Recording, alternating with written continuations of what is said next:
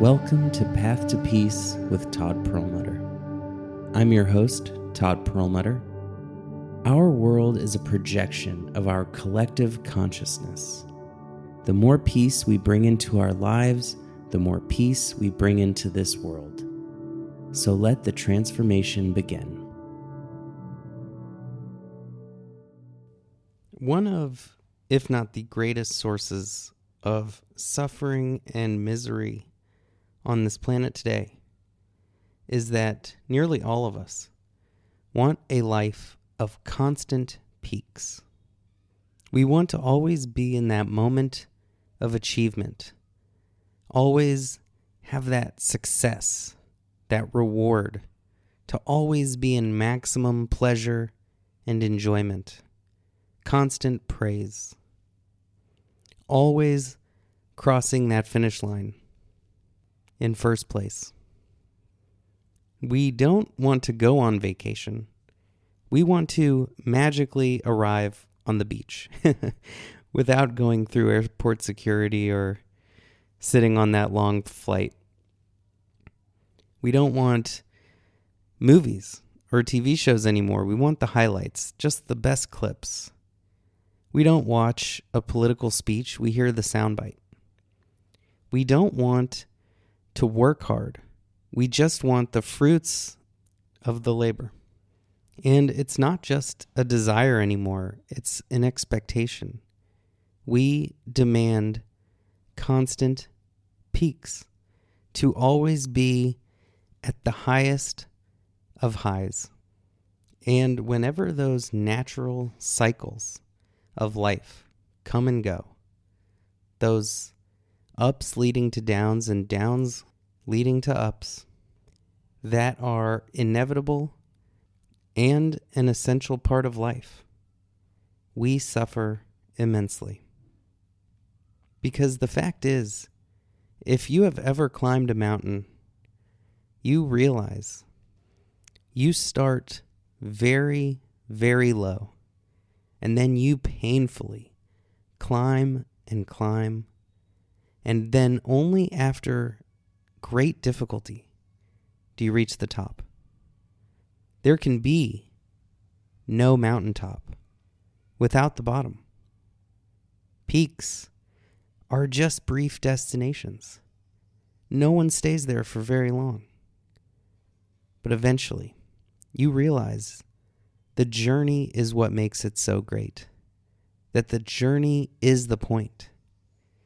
And life is like hiking a mountain. Every peak is so short-lived. Every success, every achievement, every crossing of the finish line is a brief and fleeting moment.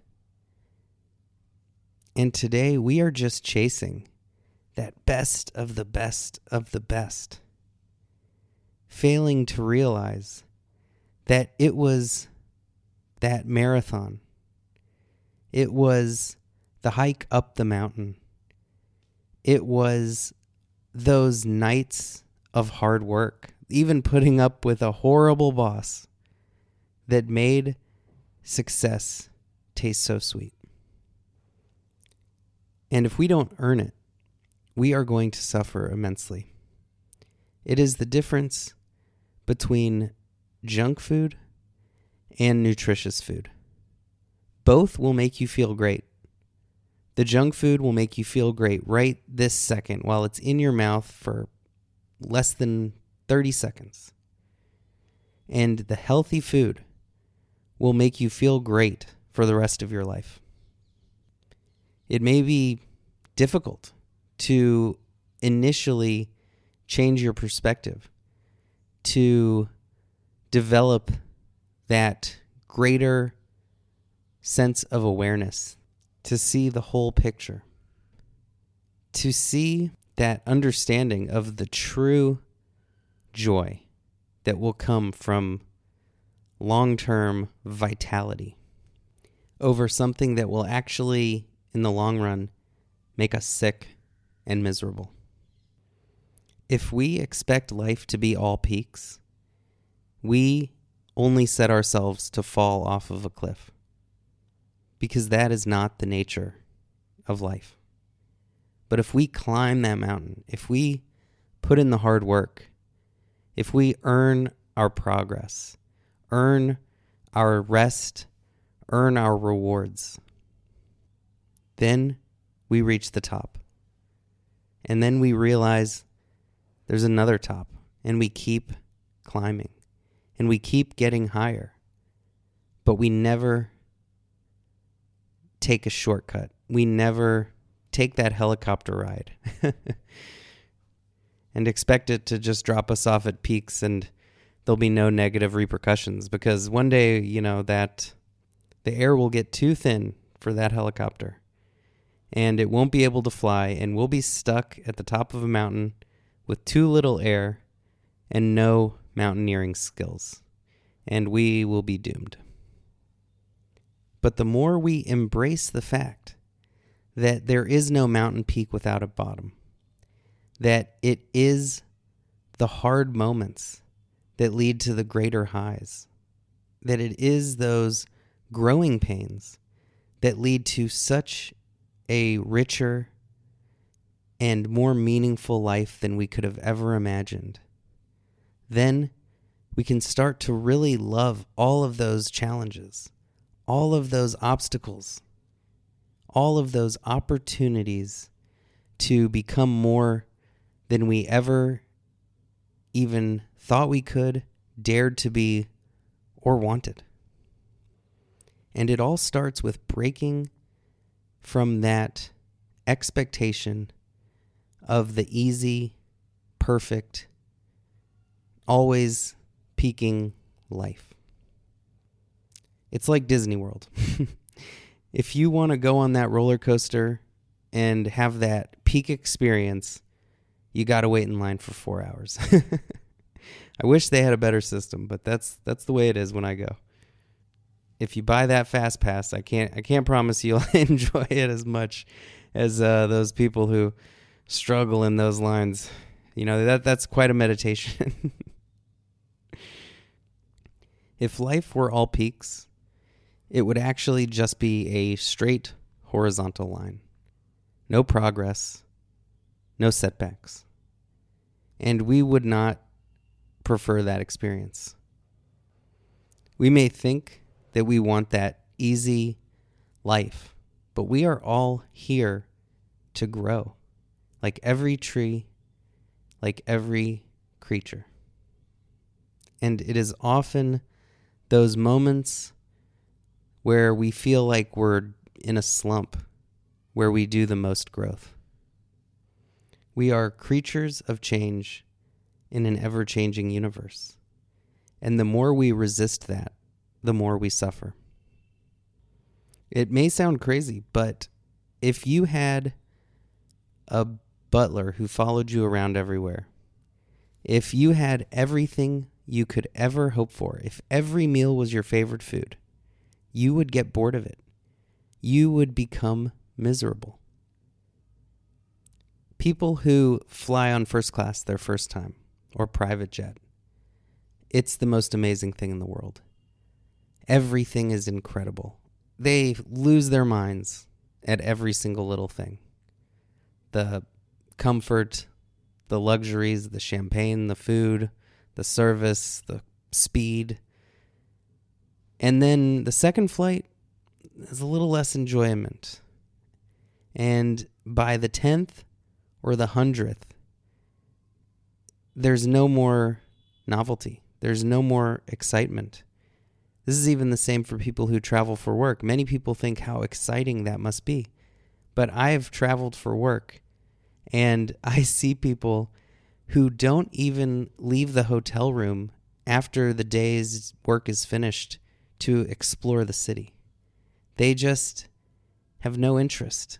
It's just work. It's just another day of staying at 5-star hotels and flying first class.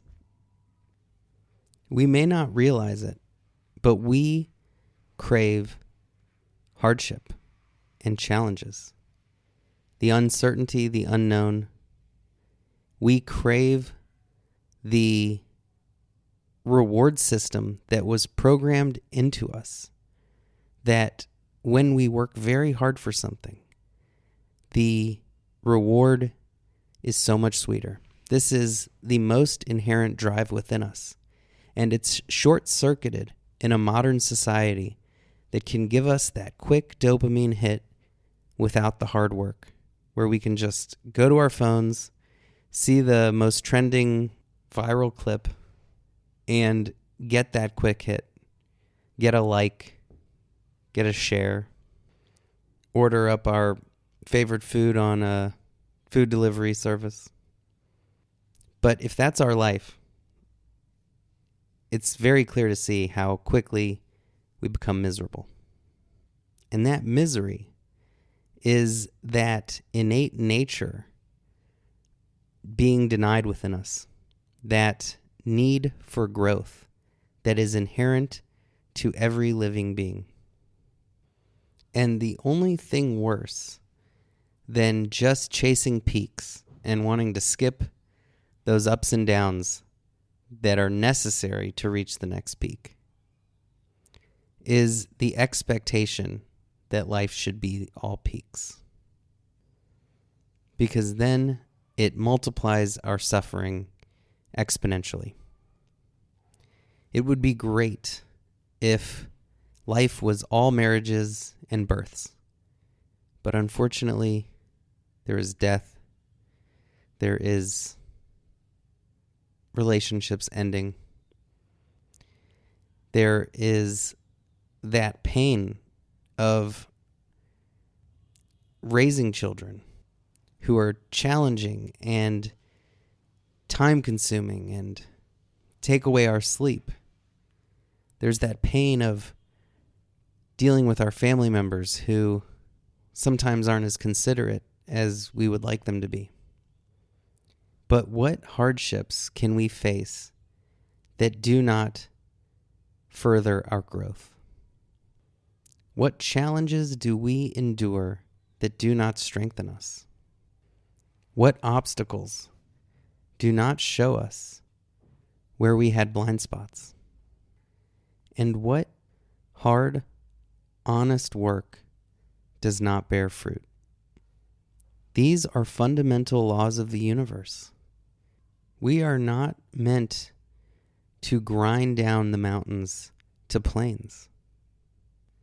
We are meant to develop those strong muscles within us, to learn to enjoy the ups and the downs, and to realize they are all the same, inseparable, interconnected, and one.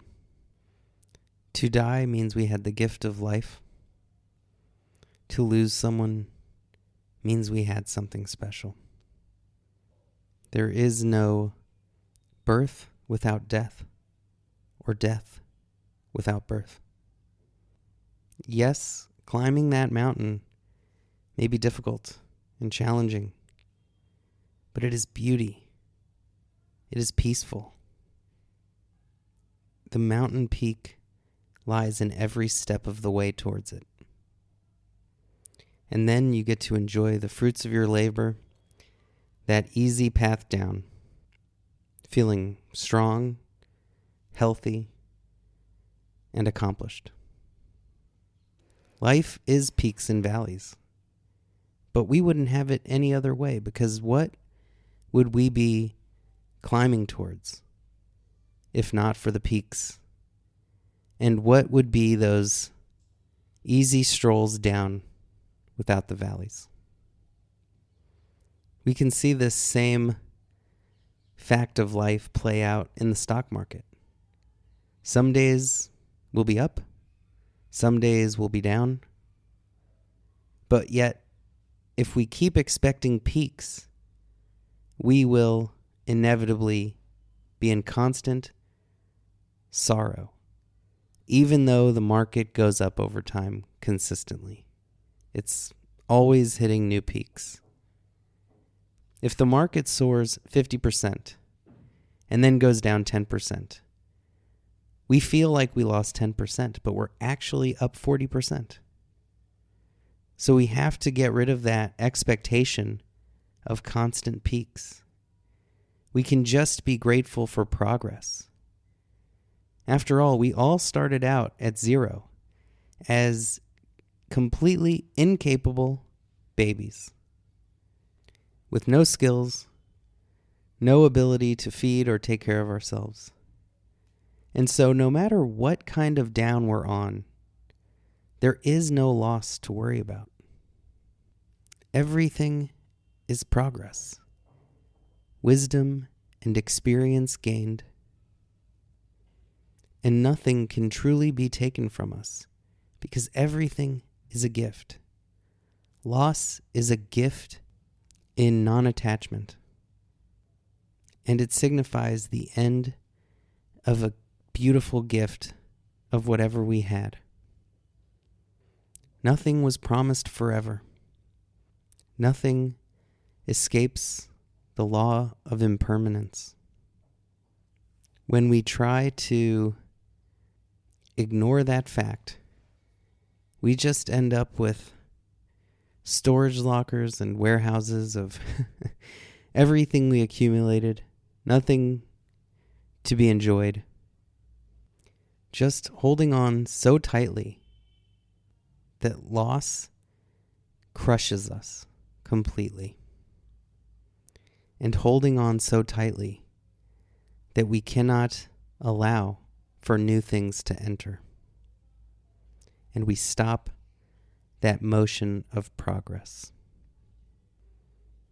The more we can embrace the boring in meditation, in yoga, the more we can embrace the hardship, the struggle at work and our relationships, the more everything in our life can blossom in that beautiful, unfolding nature of the universe, as it was designed to do.